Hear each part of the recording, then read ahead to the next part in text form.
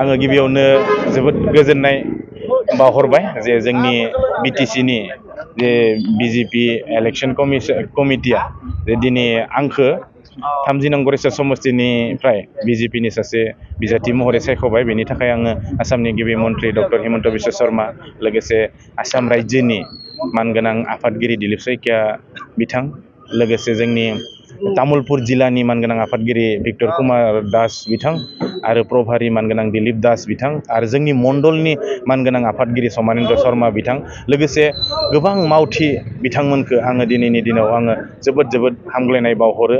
जाय बिथांमोना जे आंनि सायाव फोथायनाय बा रायजोआ जे दिनै लुबैदों गरेस्वर समस्तियाव गरेस्वरनिनो सासे थागिबि जोंनो बिजाथि नांगौ लेखा गोबां बोसोरनिफ्रायनो रायजोनि दाबिदारमोन दिनै रायजोआ मोननो थांगासिनो दङ। रायजोनि जौगानायनि खामानि मावनो थाखाय आं दिनै फैदो आरो बेनि थाखाय आं रायजोनिफ्राय अननाय अनसायनाय मदद मोनगोन होननानै आं आसा खालामो। दिनै गरेस्वर समस्तिनि सिङाव थानाय गोबां जोंनि बिजेपिनि कार्यकर्ता बिथांमोना बाथौ थानसालियाव बाथौ आर'ज नामघराव नाम हमदो आरो शिब मन्दिरफोराव जोंनि अर्चना फुजा अर्चना सोलिदो जे देरहासार नार्जारिया टिकेट मोननाय बा हामगौमोन दे बिथांमोना जे आंनि थाखाय जोबोद फुजा खालामबाय बिथांमोना जोबोद बोर साबस्रि हरबाय बिथांमोननिसिमबो आङो फिन गोजोननाय बावहरग्रोबाय।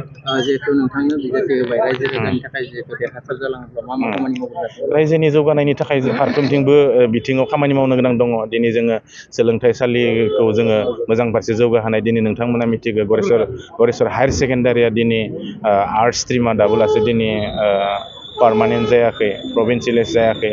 गरेस्वर कलेजनि कमार्स स्ट्रिमा जायाखै। बावैसो रुपाथि मायथाइयाव जोंनि आसामनि गिबि मन्थ्रिया फैनानै बिथाङा साइन्स स्ट्रिमखौ प्रभिन्सियेलाइज खालामनायनि बाथ्राखौ बुंदों। गतिके इयुनाव आक' कमार्स डिपार्टमेन्टआ थाहैबाय।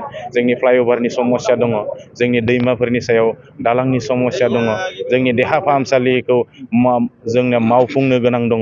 बे गोबां किसु समस्या दङ आरो रायजोफोरजों रायलायनानै बहा मा समस्या दङ बेफोर समस्याफोरखौ रायलायलायनानै इयुन फारसे जौगासारनायनि खामानि मावलांनो थाखाय आङो थागथियारि जादों। जिहेतु नोंथांनि बियाबो दायो दिनै इउपिपिएल आरो कंग्रेस फोसावबाय बेनि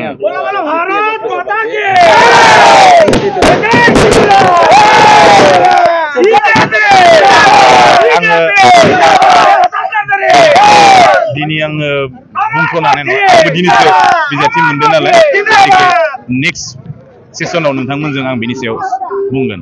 दाबो क्लियारेन्स पिक्सारा फैयाखै जे सोरजों कन्टेस्ट जागोन। दिनैसो बिथांमोननियाबो गरेस्वर समस्तिनिया लिस्टआ ओंखारदों। गतिके जोंनाबो दिनैसो ओंखारदों। गतिके इयुनाव नोंथांमोना मिथिगोन जे आरो बारहावाफोरखौ नायब्लानो नोंथांमोनाबो बुजिगोन।